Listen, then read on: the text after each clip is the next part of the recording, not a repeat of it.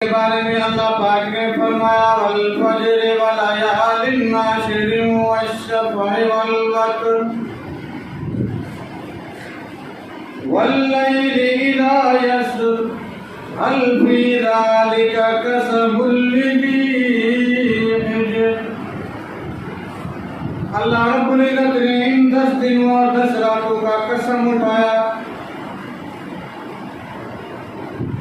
لیالین اور عشر یعنی 10 راتوں کی بھی قسم۔ یہ جو 10 دن ہیں انتہائی بابرکت والے دن ہیں۔ سال میں 3 عشرے آتے ہیں، 10 محرم کا عشرہ،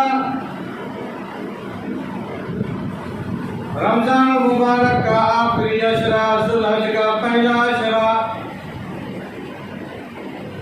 ان 3 عشروں کے متعلق بہت ہی بڑی فضیلت بیان کی گئی ہے۔ آپ خود بھی جانتے ہیں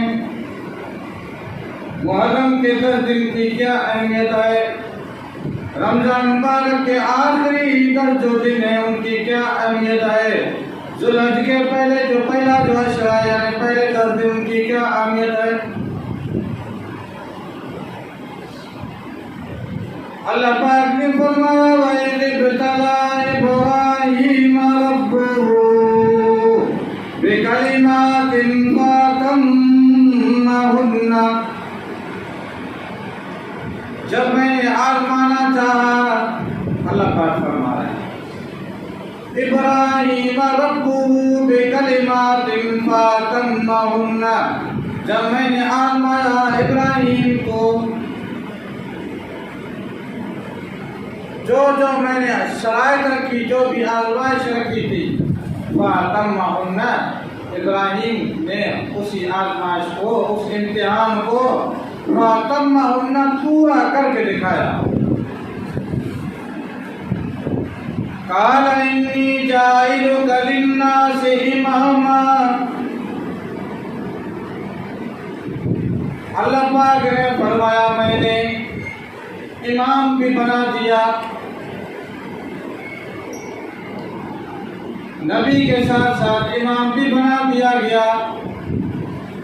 آج بھی ہم جو 10 ذوالحج کی جو سنتیں ہیں، جو احکام ہیں سیدنا ابراہیم علیہ السلام کے طرف سے دیے گئے، جو ہے نا ایک تحفہ ہے۔ محبوب مصطفیٰ صلی اللہ علیہ وسلم نے فرمایا یہ میرے پیارے سیدنا ابراہیم خلیل اللہ کی جو سنتیں ہیں مجھے بہت اچھی لگتی ہیں، اللہ رب العزت کا بھی حکم ہے ان احکام کو سنت کو آپ بھی پورا کریں، کیونکہ وہ چیز وہ سنتیں اللہ پاک کو بھی محبوب لگی، محبوب مصطفیٰ صلی اللہ علیہ وسلم کو بھی پیاری لگی۔